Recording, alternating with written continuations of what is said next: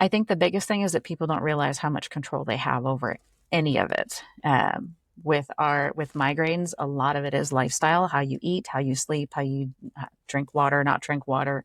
So we have a lot of control in prevention of those migraines. It's not just a come to the doctor, get a pill to try to get rid of them. Right. What can you do to really try to reduce them on your own before we add pills that potentially have side effects?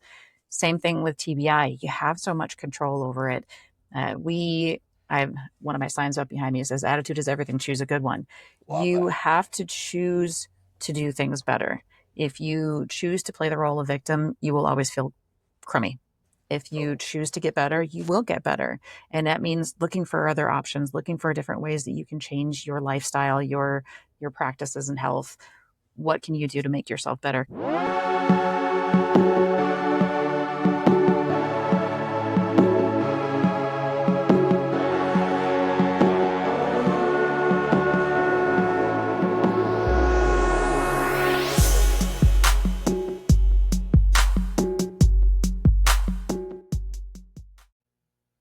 All right. Welcome back to the 1% Better podcast. Today we have on Mandi Dickey. Mandi, welcome. Thanks for having me, Chuck. I have been very excited to have you on. One, going through my personal journey through my brain surgery and recovery. So, really excited to talk to you about that side of life on your with everything with yourself and how they connect. But also, you are the founder of Brain Wellness Solutions, and I would love for our listeners to just know a little bit more about you before we kind of dive in and give us a little bit of background about yourself. Sure. Yeah. So I've been in healthcare to some capacity since 1999, so 26 years now, and started out as a nursing assistant, then a nurse, then became a nurse practitioner. And part of my favorite thing that I did was education. So at one point, I thought maybe I might be an online health coach, and then I was already working a full time job and a part time job and having my kids and exercising and doing all the things. So I decided to start a podcast instead and decided to take some of my knowledge and write it in a book also. So I actually published my first book early in 2023 called Migraine Help from a Unicorn Nurse Practitioner. And the unicorn nurse practitioner was my nickname that some of my patients gave me because I actually listened to people. So I was a unicorn in my field. And working in neurology, I loved sharing information about anything and everything related to the brain. Stroke and migraine were probably my top two things that I did. I worked in a stroke center, I started a stroke clinic. And then about a month after my first book was published, 6 months after the podcast started, I was in a car accident and had a traumatic brain injury. And thankfully, I had lots of months of interviews already recorded and ready to go because I was at that point transitioning to neurosurgery. So I thought I was really going to kind of add to my resume, get some brain surgery stuff under my belt as well. But then was not able to really fulfill that job because of the accident. Uh, People listening to the podcast didn't really notice there was kind of a seamless transition because of all of the interviews that I had already banked. Yeah. But it was quite a while before I could speak in full sentences. I would lose track of my thought mid sentence and not be able to continue on in a conversation. Couldn't follow conversations. My balance was off. My vision was off. It was a humbling experience because I thought I knew a lot about TBI up until the point that I became a patient. Wow. That is definitely something you don't typically think of that is going to happen when you spend your life giving back and then you have to become a patient yourself, and it really comes full circle with that experience. How did it reshape your perspective just on patient care and the health system, all the above? Yeah, so funny thing, I was actually just telling somebody the other day that I've never been so passionate about anything as I am now. Even in all my years of working in neurology, that's where I loved being. It's the only thing I ever saw myself doing was being a neurology nurse practitioner anyway. So when I couldn't do it, and it's been almost 2 years since the accident now, and I'm just now getting back to work very, very part time. Mm. So there's been a lot of time for learning in that process. Yeah. And my shift has definitely been I'm much more passionate about concussion and TBI care now. I'm actually working on starting a concussion clinic within the neurology clinic that I'm at. And just definitely this huge passion that I didn't feel before for something that I now have personal experience with. Yeah, it's almost a catalyst Hmm. to make it or magnify it even more. With my experience, I felt that you do all these things that you love before and you are passionate about it, but when you go through something like that, I think there's two ways that people can go because I've done my research to joined nothing to your extent, but joined groups that started listening to TBI patients and what they have gone through, and you see people that have tried to make the best of it, and then you see people that have really struggled with it, and you can only be empathetic towards them and hope for the best with those experiences with even migraines. Let's say since your teens and now recovering from a TBI, you lived on both sides of the stethoscope, and I've had migraines myself since I was 22. I'm 36 today. Happy So birthday. thank you. Yeah, I was not planning on saying that, but how has this dual perspective influenced your approach to neurology and patient empathy? Yeah, so I've always said that whether you're a religious person or not, I've always said that God has given me experiences so that I can be a more empathic provider. And having the migraines before, I could really connect with my patients when they would come in through my door and they had really bad migraines. And I could say, well, I did this, this, and this, and it helped Mm, me. And that's where I practiced what I preached all the time. yeah. So my mom had a stroke. So when I was really deep in the world of stroke, I could care for them based on what my mom's experience was. So it's always been this kind of dual perspective where I can see it from both sides, Mhm. and I'm hoping that that's going to make me even more of a compassionate provider in the concussion world because I've been there, and people will maybe trust me a little bit more. I know when people go to healthcare providers, there's a little bit of distrust there anyway because, well, you're telling me to do one thing, but you're not even following those same guidelines. But Sure. I've always practiced what I preach. So now, unfortunately, I got to practice this one too Mhm. before I preach it in clinic. It's always very interesting, the point of view of what you were just saying with people and what they're telling you to do, but they haven't actually gone through it. It's almost like a leader that is saying, "Hey, I want you," let's just say sports, for example. Let's take a coach for basketball or football. We're going to do this, this, and this, and it's not resulting to good results. And it's like, you've never even played the game. So how are you going to tell us how to perform? And obviously there's some anomaly situations there, but it definitely gives you reassurance that you're under a good hand, or help when someone has gone through those situations and can pull from the experience. What are some of the most unexpected challenges that you've gone through on this recovery with your TBI? For myself, I'm 6 months removed now, a little over 6 months. I feel like I've gone through five different lives in the last 6 months of a number of things that I could talk about for a while, but you've now been 2 years out.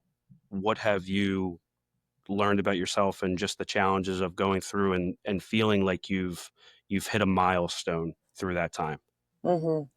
I think the biggest thing and the hardest thing that I had to learn was acceptance because Mm, I was very type A before my accident, and I had plans of what I was going to do in my life. And having those things not be able to come to fruition, I think was the hardest thing. And I really loved what I did, and I didn't know what to do if I couldn't get back there. And the yeah. longer time was going on, the longer I was having symptoms, the more I started wondering, am I ever going to be a nurse practitioner again? And Mm, it was, you had to go through the steps of the whole grieving process, right? yeah. Because it was grieving the loss of my old self. But again, as I kind of mentioned, I was very type A. I had full-time job, part-time job. Mhm. I did all sorts of stuff online. I had my podcast, my kids. And it was coming to the realization that, I don't actually ever want to get back to that same level of busyness. So Mm, whatever I get to do, it's not going to be going back to what I was. It's going to be a better version of what I had. And it was getting to that point of acceptance and saying, okay, I'm going to be okay with what I am now because that's where I am.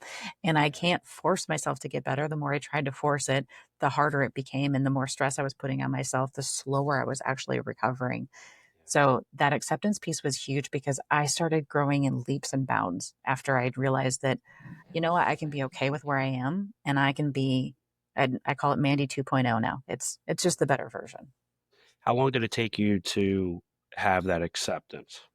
It was well over a year.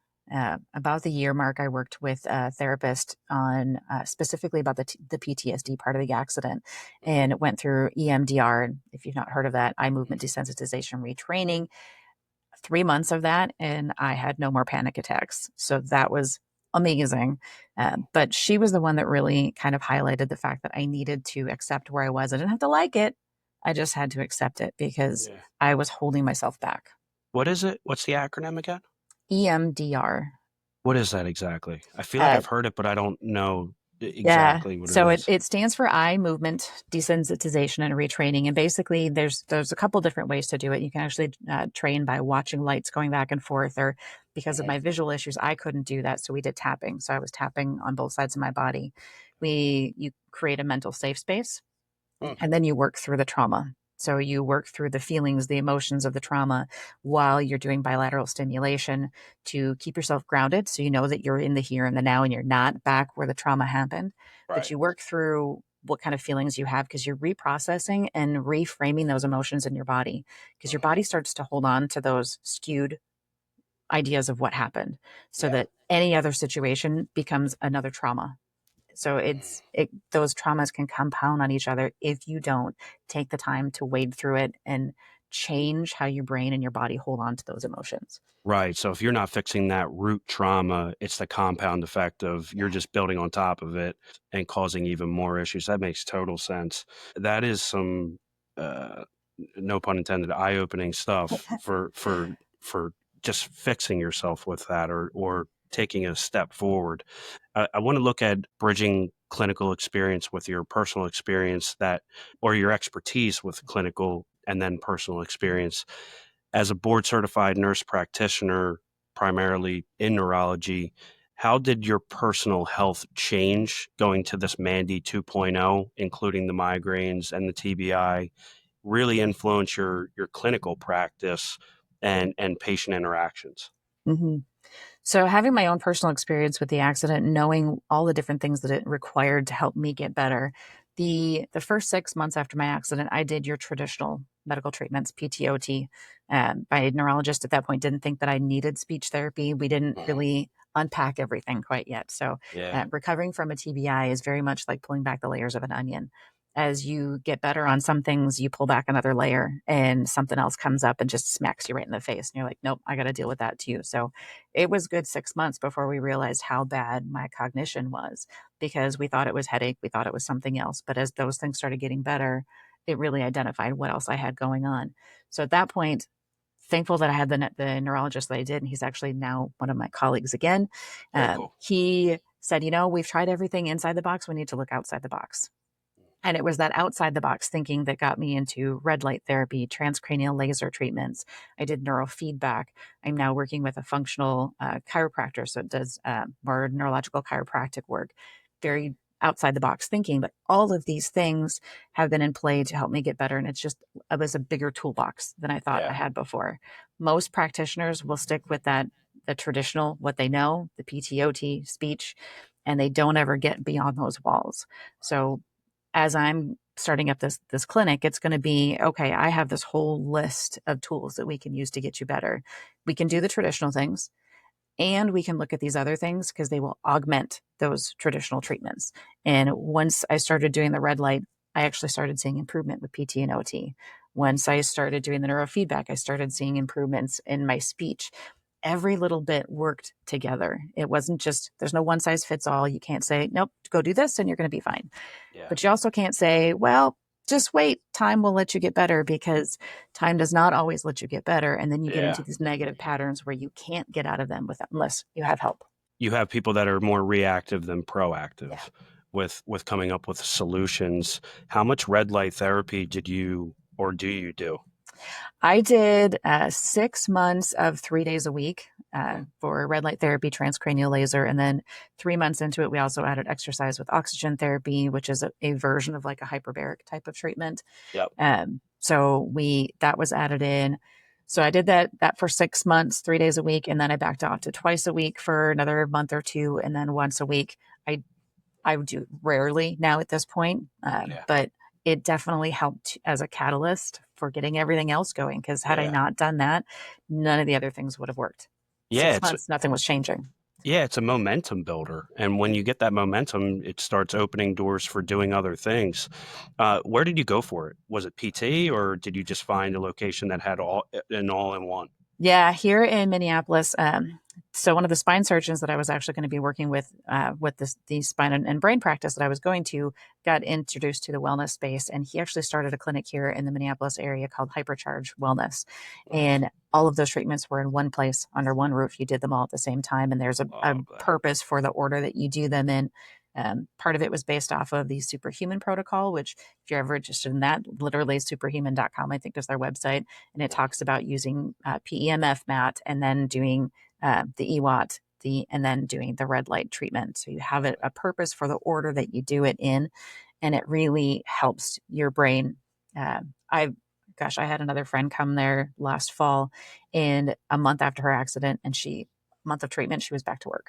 Incredible. Like, it works. It's amazing stuff. So How much does diet play a part in it? huge. So there's a lot of things that can happen to your diet and your appetite from the TBI itself. A lot of chemical Yeah. changes, a lot of neurotransmitter changes. I lost my appetite. Literally just got it back probably within the last month or two. And I had a hard time trying to force myself to eat. So at one point, I was adding amino acids because I wasn't getting the protein that I needed. I wasn't getting the nutrition that I needed. And your brain needs that nutrition in order to heal. And so now is not the time when you're trying to recover from a brain injury. That's not the time to try to go on a diet and go try to do keto or anything else, because it's really not going to help your brain at that point. There are certain neurological conditions that keto is great for. There are certain times of intermittent fasting is great, but you really need to fuel your brain when you're trying to recover from any kind of brain injury. So I was the opposite. I had an appetite like a horse. I just wanted to eat, eat, eat so much. And prior to my surgery, I would intermittent fast. So I wouldn't eat until noon. I would cut myself off at 6, and I haven't been able to do that just because of medications that I've been on and having to put that in my system early in the morning and then at night as well. But I found ways to cope with it, just changing up my diet a little bit that works well for it. But the other side of it is I try to exercise regularly, even before this all happened. But after, I just was loading myself with protein. And I felt that it really did help me get back in the swing of things of eating eggs, even plant based protein, a ton. It was just in all of my diet as much as I could get chicken, fish, and that's all I wanted to consume. Granted, I also was like, I got a second chance. I'm crushing this cheesesteak. I'm crushing these cookies.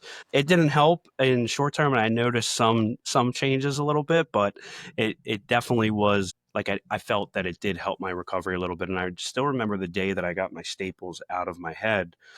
The lady said to me, like, I am so impressed with how your scar has recovered. And shout out to my surgeon for that as well. Did a phenomenal job. But also, I think part of it is because what I was fueling my body with definitely played a part as well. You're you've authored your books, as you mentioned earlier, Migraine Help from a Unicorn Practitioner, and Welcome Back, a TBI recovery story from provider to patient. How did writing these books serve as a therapeutic process for you? And what impact do you hope that it has on readers? Me writing my book was very therapeutic, but I would love your lens on yours. Yeah. So the first book was actually written before my accident. So that one was intended to be the first in a series of help books about the different neurological diagnoses. And then the Mhm. accident happened, and I couldn't read, I couldn't write, I couldn't do any of the things that I wanted to do for a very long time. And that book after my accident was a labor of love. I was talking with a couple of my friends, and as much of an advocate as I've always been for neurological diagnoses, they're like, you need to share this, you need to share this story because Yeah. it help people. And I'm like, I don't know how to do that because I can't write a full sentence. I can't write in my journal. I can't do any of this stuff right now because I can't. So I started just writing my symptoms down on a spreadsheet. So I had the spreadsheet going on my computer, and I would write down my symptoms and kind of keep track of what was going on, when I had appointments, when I was doing different things. And then at some point close to that year mark, I started taking that spreadsheet and putting it into bullet points. Mm. And then I slowly started transitioning the bullet points into sentences, and then the sentences into paragraphs. And I'd have to go back and delete things because I would forget that I already had it in the paragraph and write it again. But I had to take that back out. But it was therapeutic in that it helped me to identify what was going on. Mm. And as I would reread things, it was almost like therapy in itself. So that it was kind of like a talk therapy, but I was talking to myself. I was talking to myself through what happened and reminding myself. And even once I had it written and I had it published, a couple months later, then I went back and I narrated it for audio, for Audible. Nice. And as I was reading it again for narrating it, I'm like, oh, I don't even remember these things happening. So it was really cool for me because I got to reread what happened in my life during that year because I don't remember most of that year. There's a Wow. lot that happened. I When got did it married. happen in the I year? don't even remember. Uh, When in the year did it happen?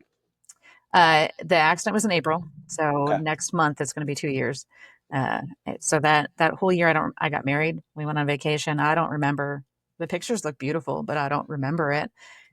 So reading some of the things that happened again, it kind of made me laugh. It made me cry as I was listening to all of this stuff again, and it was very therapeutic and going through and helping me kind of put some things together again. Mm. And then as I had other people read it, some of my close friends would say they laughed, they cried, they whatever, and it just helped them understand better what happened to somebody that Mm. had a brain injury. So, and that was my purpose. So I loved Yeah. that they said that because my two main purposes, one was helping people that have not had a brain injury understand what happens inside the brain of an injured person, because that's as close as you're ever going to get if you haven't had the injury. And then Mm. for two, helping people that have been there realize that they're not alone. Because some of Yeah. my friends that had the injuries and they were able to read it, they're like, oh my gosh, Mandy, that's exactly what I felt too. Thank you for sharing this. How many people do you think walk around on a day-to-day basis that don't even realize that they've had brain trauma? So I was just actually out in DC a couple weeks ago for a National Brain Injury Conference and Awareness Day, and they shared a lot of statistics with us. And one of them was part of that, and they suspected that 1 in 4 adults are walking around with some level, some degree of traumatic brain injury and not even knowing it. Wow. Yeah, because for me, I'm thinking back on just sports. I grew up playing football. My brother as well, a lot of my close friends, and just people in my family, and just thinking of the shots you take as a young child, or even if you're messing around with your friends and you accidentally bump heads and you're feeling woozy after, how does that impact you for the rest of your life without even thinking of that moment? Why do I have these headaches? Why am I starting a sentence and not finishing it, or getting, as I like to call them, brain farts? Yeah, Uh, yeah. I wanted to ask you that because that is something that I really do think about more and more now after going through my situation of how many people out there actually are living with this and don't and are going undiagnosed. Mhm. So many people get undiagnosed. It's People will have injuries. They'll have a hit to the head. They'll have a time where they see stars and they just think, yeah, that was nothing. And a lot of times they won't even get evaluated because they didn't lose consciousness. So they don't think it was an actually a concussion or a TBI. But you don't have to lose consciousness. You don't have to hit your head. If you had any kind of symptoms afterwards, you probably had a concussion. And Mm. then every time you get a subsequent concussion, if you get another concussion or TBI while you're still recovering from the first one and you're not back to normal, that can lead to permanent deficits in your brain. The more concussions you have, we see this with professional sports, professional athletes. Muhammad Ali developed degenerative brain disease. Yeah. A lot of the boxers have developed Parkinson's and almost like dementia type of process going on. The football players, the NFL, when we had the Super Bowl, I was looking up statistics on that and sharing it on all the socials for some education that day. And 90% of patients that were in a CDC study that they looked at had evidence of chronic traumatic encephalopathy, a degenerative brain disease that occurs after you've had multiple concussions. So it looks like dementia because you start losing your memory, losing your balance. Your brain is actually degenerating inside of your skull. And just in general, even if you haven't had a big hit to your head, as we age, our brain shrinks. That's normal for everybody. If you've had any kind of trauma to your brain, though, it'll shrink a little bit differently in that particular area. So later on in your life, as your brain is shrinking, you might notice symptoms popping up. You might have balance issues. You might have memory issues, concentration, language issues, depending on where those little areas are of shrinkage. That those are natural things to happen. But again, when you have those other little injuries, it's going to happen faster in those areas. Yeah. So for people like you walked us through how you helped or went through your recovery. For people that don't have access to that, what are things that they can do as far as their diet, supplements, avoiding certain things? Let's just say avoiding blue light as much as you can, Mhm. just as an example. What are things that people can do in their day to day that would really help them? Yeah. So number one is sleep. No matter Mm, what else you do, if you don't sleep well, you're not going to heal well. yeah. I like to kind of remind people if you've ever seen the movie Inside Out, when Yes. the colored marbles at night, when they push that little button and all those colored marbles go to where they're supposed to Hmm. go, that's when your brain it detoxifies. It gets rid of all the toxins that build up throughout the day, and any of those memories that you've created throughout the day, those either get stored or they get discarded. And Mm, that's what happens when you're sleeping. So if you're not sleeping, those things aren't happening. You're not creating long term memories. You're not getting rid of the toxins in your brain. And that will lead to more brain fog. So sleep is absolutely number one. mm, Your vision is number two. So there's a lot of vision centers that can help you. But even if you can't get to that, the blue light blocking glasses are absolutely beneficial. But a lot of people don't recognize that they have double vision after a headache or head injury. They might just think that things are blurry. That was the case with me. Things weren't necessarily clearly one, they weren't clearly two till I went to see the eye doctor. And then it's like, oh, shoot. Yeah. So now I have prisms in my glasses to help with the double vision. oh, So that's another thing that's really important. Nutrition, absolutely, as we've been talking about, amino acids are really important. So protein is like the number one thing for your brain healing. But you also need carbs because your mm, brain is fueled by carbs, yeah. not the carbs like potato chips, the your healthy carbs. If you can do grains, whole grains are really good for you. I'm celiac; that's not an option for me. But whole grains are really good. The vegetable carbs are really good. Getting those things in your diet is actually very beneficial for helping your brain heal. Hydration, drinking enough water. Mm, Most of us are not good at that anyway. And ideally, you take your body weight in pounds, divide that by two. That's how many ounces of water you should drink in a day. got it. So if you're a 200-pound person, you should be drinking 100 ounces of water in a day at baseline. If you're exercising, you need more. If you live in a climate where you sweat a lot, you need more. Yeah. So that's just kind of your baseline for that. And that will help decrease headaches. It will help you sleep better. It works so many different ways.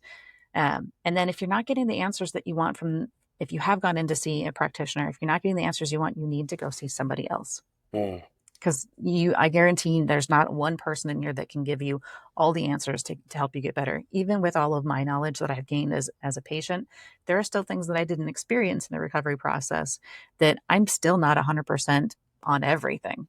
I'm closer than any of my colleagues probably, but still not 100% because I haven't had all the experiences. so many things there that I would love to ask you about but for time's sake, I won't unpack them all. I think the big one that I take away too is definitely sleep. It's something that I'm constantly trying to improve, whether it's limiting blue light in the last hour and a half before I go to bed.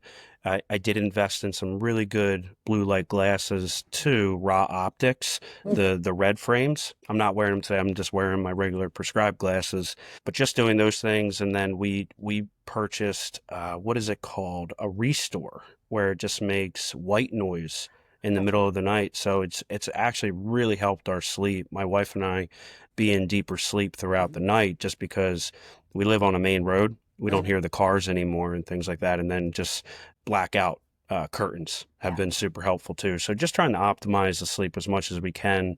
This was even before the surgery went through. So glad that we've been on the right path. I want to talk to you about brain wellness solutions. You aim to educate both healthcare workers and the public about neurological conditions. Your personal experience that you went through with the TBI shaped the educational content. How has it also shaped the support that you provide? I think I open myself up more to people to Mm. be available. So as I've had some people that have read my book who've reached out directly to me on the different social medias, and I maybe may not have answered all of those messages before with as in depth as I have, but I've made time to talk to people, and I've just had an hour and a half Facebook phone conversation with somebody the other day who she is 9 years post recovery or post accident and still struggling, and wanted to just kind of run through some other things that she could do, and just offering that time of mine, because even though I'm not doing that online health coaching, I'm still there for people. That's my biggest goal with it. So I do a lot of presentations now at various different settings. I did that before the accident, but now it's just a different kind of setting that I do it for, and then again, just trying to be as open as I can for answering questions to people. Do you think people are connecting with you more? Like, have you been feeling like that they are just really feeling the connection when you're giving advice, or also even telling your story and how they're taking it in, and then I think the side of getting information, like we are on information overload as humans these days, but the application side of it is tough for a lot of people because you kind of get this information overload and you never apply it. Do you feel like people are applying it more just because of what you have gone through? I think so. I'm definitely getting more personal messages through the different social medias, and even just people that I know that they've seen something that I've done online and they remember it. So when they get in the accident, that I'm the first person that they've reached out to, Mm. and they're like, you know what, I saw your experience. I knew that you might be able to help me, and absolutely, I'm closer friends now with some of those people that we were acquaintances before, and now we're kind of TBI buddies, helping each other through things. So. Incredible. Speaking of TBI, but also migraines, in your opinion, what do you think is the biggest misconceptions that we think about with TBIs or even migraines that you aim to dispel through your educational initiatives?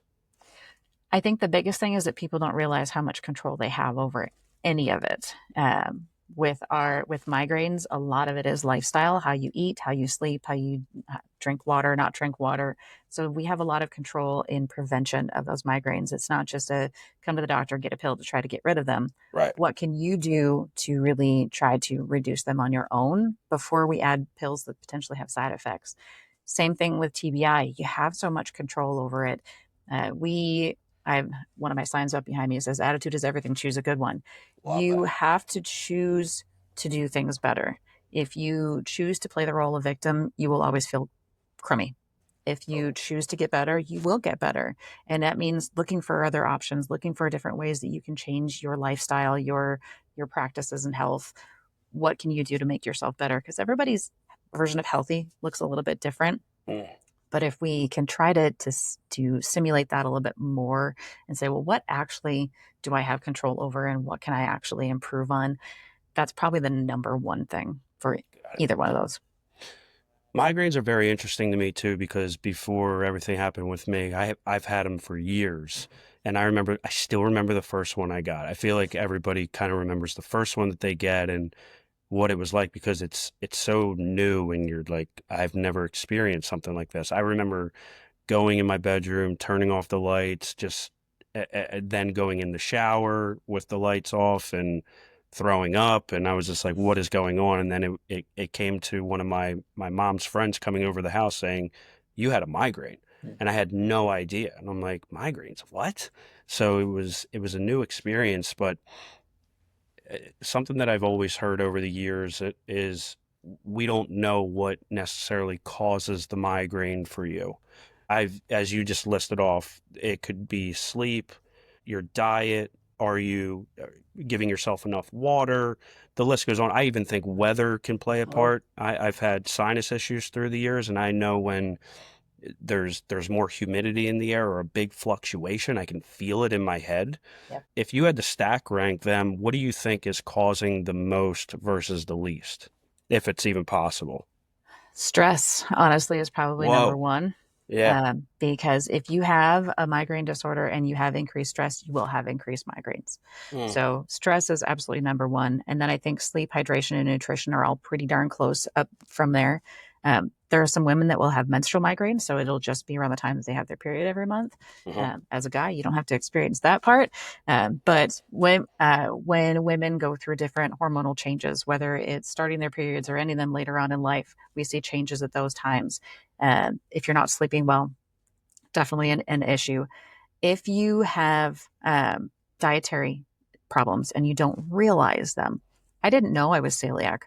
For I had issues for a good 10 years before I took gluten out of my diet, and then found that I really couldn't put it back because it was a bigger problem than I even thought it was. Right. But when I took it out of my diet, in 6 months, I went from having migraines 2, 3 times a week to not having one for years until I had accidental ingestion of gluten. Get out of here. So many, many years that I went without having a migraine there. So that's one of the biggest things too, is that you can actually go through like a immunology diet or immune diet. AIP, autoimmune paleo protocol, Hmm. is one of the biggest ones to go through. It takes out anything that can cause inflammation in your diet, and then you slowly bring those things back in to see, do they cause problems? Do they not cause problems? Yeah. Through that process, that's where I really learned that I couldn't bring gluten back at all. And dairy was a somewhat of an issue for me. I've had some patients that couldn't bring onions back because onions triggered their migraines, tomatoes. So those would fall in the nightshade category. A lot of people don't Yeah. know what nightshade Strawberries. vegetables are. Yep. Yep, there's a lot of foods that can trigger migraines, and unless you keep a really good headache diary or you do some kind of anti-inflammatory exclusion diet, you're not going to be able to find out what those are. But those Yeah. are really, really big triggers, and sometimes it's just taking those away, and that's all you needed to do, and then your headaches go away. I'm doing those tests at the end of this month after I get my next MRI on my brain. Mm-hmm. I'm just waiting for to go through that to make sure everything's been the same, don't have to make any changes, but I'm going through the test to really find out what am I sensitive to? Mm-hmm. I'm really only allergic to shellfish, Mm-hmm. but what am I sensitive to? And like, is it bread? Is it the nightshade foods? Is alcohol really causing it? I definitely am not drinking anywhere near like I used to. Not that I was like a fish or anything, but Yeah, one or two drinks is like, I'm good at yeah, this point. yeah. But I really want to find out what causes it. Like, I feel like I just hit that, like a new chapter of my life. So I want to understand, okay, how do I optimize myself and prevent things? If I can be preventative, like you said, Mm-hmm. attitude, and there are things that we can control much more than we think, and not just be a victim of these situations. Yeah, So, absolutely. definitely big things. Receiving accolades such as Women in Armor Professional Growth Award in 2023. How did you perceive the relationship between personal adversity that you went through and professional development in the healthcare field? Mm. I think having gone through those different things, so sometimes, we'll say in things in life, they're kind of like a marathon. Well, I was training for a marathon when my accident happened. So I went from being a very active person to being very inactive, and trying to find ways to still feel fulfilled after my accident Uh, was a big challenge. So, still being active, educating people, and being active in my women's groups. That's where I got that personal growth award in 2023, because I continued to persevere even after my accident. I didn't let it be the end of my story. I totally. continued on. Love it. And last year, at the end of last year, I actually got invited to be a listee on the marquee Who's Who. So I'm on the Who's Who in America now, and sharing that experience. They called me back when it was time to go through the top nurses and said, we really enjoyed hearing about your story and how remarkable of you that you've been since your accident, is still trying to help other people. That I also then got a top nurse award again. So that was number 4 for me on that one. All the rest of them were before the accident, but getting that again now just made it feel even, Hits harder. it did. It made it that Yeah. much more important, because I've continued to do things and I haven't let that accident stop me, because you can. And I know they've got all these things now with these, the semicolons. You can get jewelry and shirts and everything with it, because that's not the end of your story. It's just the start of the new sentence. Ooh, I like that a lot. I'll message you on the side. I would like to look into that because it is so important to just keep pushing forward because we're going to get punched in the face, no, just for lack of a better term, throughout our entire lives. And I love how you continue to persevere through it because it's not easy to do. And I think the other thing that we haven't even spoke about is you as a nurse practitioner, and just in the neurological field, I have such admiration for you and what you guys do. One, going through it, but even before that, my wife being in that field for a decade, and hearing just what she does on a daily basis, and then finally seeing it in action, because I never went to work for Yeah. her. Like, she could see me working in our home office and hearing my calls, but I never saw how she was treating patients and taking care of them. So I have such admiration for what you guys do. Thank you. As we've touched on this a couple of times, but as someone who's been both an educator and a patient, what insights have you really gained about the importance of empathy and patient-centered care in medical training? Mm. That's a huge one because I think a lot of people forget about it. Yeah. There's been such a push for people to get through appointments quicker, and we have so much that we have to document on the computer that it's made it very impersonal a lot. So people will sit there and stare at the computer screen and not really talk to the person, and they don't really hear everything that they're saying. But it's really important to listen in order to listen to somebody. Yeah. Not my husband is, we've had conversations with our kids at home a lot, and he always brings this up, the difference between listening to hear and listening to respond. And you're listening to hear them so that you understand them a little bit better. If you've not been through that situation, you're not really going to understand, but you have to have that listening ear so that you can empathize with them, even if you can't sympathize. Ooh. So it's And active listening. active listening. So making eye contact, actually listening to them, because that's when you actually make that connection and things stick in your memory better too. Oh, I'm kind of forced to do that now because if I don't actively listen, I don't hear everything and I won't remember the conversation. I can't multitask. Sometimes tasking is a difficult thing just in itself, but big the time. multitasking doesn't happen. So that active listening part, I've kind of been forced into it more than I was before, but it's really important to listen to people. And one thing that I learned too, I had some practitioners say, okay, now take out your phone and take a video of me giving you the instruction of what you're going to do so you can remember it. And that's something that I'm definitely going to be taking into my own practice again too, because I would leave appointments and I didn't remember what happened. Hmm. So I know if that's happened to me, it's happened to other people as well. And Sure. that's why people don't remember to do things from time to time in their appointments because they don't remember the conversation. So if you give them good ways to remember, giving people things in writing is great.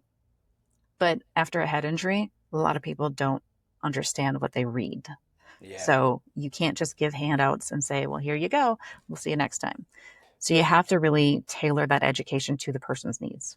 You know what that reminds me of like just growing up, if you were ever, even now, if you're ever reading something, you read it and then you take a pause and you just look up and you're like, what the hell did I just read? Yeah. The words just went in one ear and out the other. And I find that really fascinating because that's something that I try to improve too. I've definitely gravitated more towards audio right now and slowing down the speed of the words that are coming in so I could really digest them. And I know that multitasking is tough, but I try to do it on the treadmill too. As Mm-hmm. I'm walking, as I'm like just being active and getting my brain to fire a little bit more.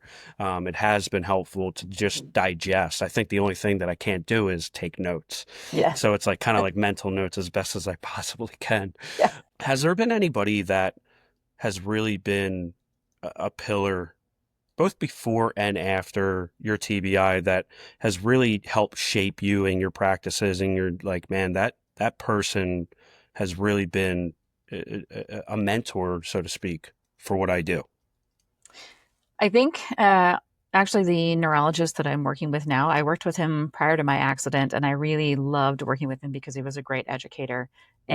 And he was the first person that I reached out to after my accident because I said, I think we got in a car accident and I've got a really bad headache. Can you just check and make sure, see if I've had a concussion or whatever? So he then became my provider afterwards, but he was always open-minded to things. He was always looking for something else, other answers for what was going on, and didn't just give me the rote answers of what he thought he should be saying. He was always looking for other options, and he would text me on the side because we had known each other prior and say, hey, I learned about this. What do you know about it? Do you know anything about it? Do you want to try it? And it was just that openness that when it came time to try to get back into practice, and he and I started having conversations, he's like, well, we need a concussion provider.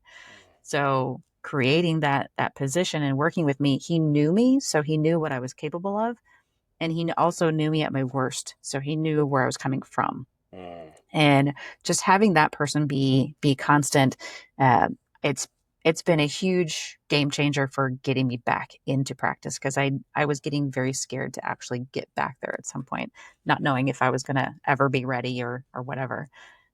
But having that person that I know has been my cheerleader since before the accident is really helpful to have now.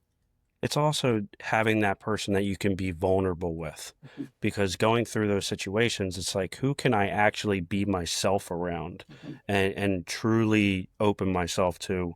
I've struggled with that, not with my wife or anything or my inner circle, but are they truly going to understand what I'm going through if I were to say, like, hey, my patience is extremely thin because of my brain injury? Okay, you're making excuses. Or it's like, what is that line? So just to have somebody like that, especially someone that knows the field like you do, it's got to be comforting. mhm, mhm. And I could easily say, yeah, my husband and my kids were that same thing too. But Yeah. there were times when it was a struggle with them also, just because they didn't understand it. And even though the doc that I'm working with, he doesn't understand it to the same degree that I do, he was Mm. open to it. And I wish everybody could have that same experience with their neurologist. And I know that's not the case, but I wish they could, because Yeah. it was really helpful, and it was very therapeutic. Yeah, definitely. Man, this has been incredible. Before I let you go, I have a couple more questions for you. I just want to look ahead at future endeavors and aspirations that you're looking forward to with plans to establish a specialized concussion clinic dedicated to TBI recovery. Are there any innovative approaches that you envision implementing to enhance patient outcomes? Yeah, so I actually had a guest on my show about a month ago now, Dr. Vincent Schaller from out on the East Coast, from Pennsylvania, actually, in your area, neck of Nice. the woods, with the MAC Concussion Alliance. He actually started that alliance out there, has done a lot of research on the different technologies, and he and I have talked a little bit and trying to see how I can replicate some of that at our clinic as well. So Nice. I'm doing more education with him, trying to get as much of the new stuff in there as I can. I've been meeting with the different reps from the different companies of the technologies, trying to get it the most technologically savvy that we can Mm. get it, but again, still being the most open and available to people. Got it. I So love that. yeah, Shout out to Pennsylvania too. I like right. that. Yeah. Doing big things. As a member of the Brain Injury Association of America, what key messages do you aim really to convey in your speaking engagements that you're going to Washington D.C. or wherever you're at to really inspire and educate others about brain health? Yeah, so being part of the group that went to Washington, D.C. a couple weeks ago, we actually had a day on the Hill where we got to go and talk to the Very cool. representatives, Senate and House for our different states. So, me being from Minnesota, we had 4 different meetings throughout the day, and it was asking them to help support the acts that are currently in place at a national level. There's a National TBI Act that helps to support different funding for different state activities. It helps with the Heads Up Concussion program that runs through the CDC, so that's with youth sports. There's so many different aspects that it can touch in the concussion world that funding needs to be there. So we asked them to support the funding, and we asked them to support a new congressional brain injury ask as well, just kind of overseeing everything and getting everything into one court, because there's so many different organizations at the federal level that don't talk to each other. So Yeah. there's data that's not shared back and forth. So there was education for that part, and then there is a congressional task force that members of Congress can be a part of, so that they can educate their state, they can advocate for their state. Nobody in Minnesota was on that list. So that was another one of our asks out there. So there was a lot of education at the House and Senate offices of what's going on in the TBI world, what we can do, and then taking that back to the general public. What can we do? And having my voice out there as a face of somebody who's had the injury just makes it a little bit more personal. So it's Totally. not, if you don't know somebody that has a TBI, which chances are very low that you don't, but if you haven't met anybody yet that's had a concussion or TBI, think of my experience as you think about whether or not supports need to be in place. Employers Yeah. need to do better. Schools need to do better. There's so many different places that education can be done. So that's my next goals, future goals, is trying to get out. I've applied to be part of the Survivor Advocacy Council at the national level, and just doing more at the state level too, of trying to advocate, educate, just get the knowledge out there, because so many people don't understand what a concussion even is, Yeah. so that we can't get it diagnosed correctly, can't get the treatment correctly for everybody. And there are long wait times to get in. So that's where Yeah. hopefully my concussion clinic will help with that too, Well, at least local. yeah, we definitely look forward to it. I mean, just for me, even watching from afar, I'm really going to enjoy it because there's a few words that come to mind when I'm thinking of you now just after our talk. Is one is extremely inspirational, phenomenal teacher and educator. I would also say a motivator too, because you're showing so many people that even before what you can be educating on, but even after taking that experience and making it into a positive and giving back and still serving people as best way you possibly can. So I really can't thank you enough for coming on. Last question I have for you. What does 1% better mean to you? 1% better is a goal to strive for every single day. You're not going to improve from anything overnight. Even if it was just a sudden car accident or a sudden injury that got you to where you are, it's not, you're not going to get back to where you were overnight. But if you strive for that 1% better every day, in 100 days, you're going to be 100% better than what you are right now. Mm, love that. Last question. Where can people follow you? Oh, I'm on pretty much all the social medias, LinkedIn, Instagram, Facebook, TikTok, you name it. Most of it, it's Brain Wellness NP.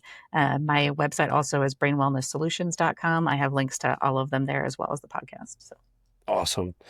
Mandi, thank you so much for coming on today. This has been a phenomenal episode, and definitely we'll have to have you back on another time because I feel like we still have so much more to talk about.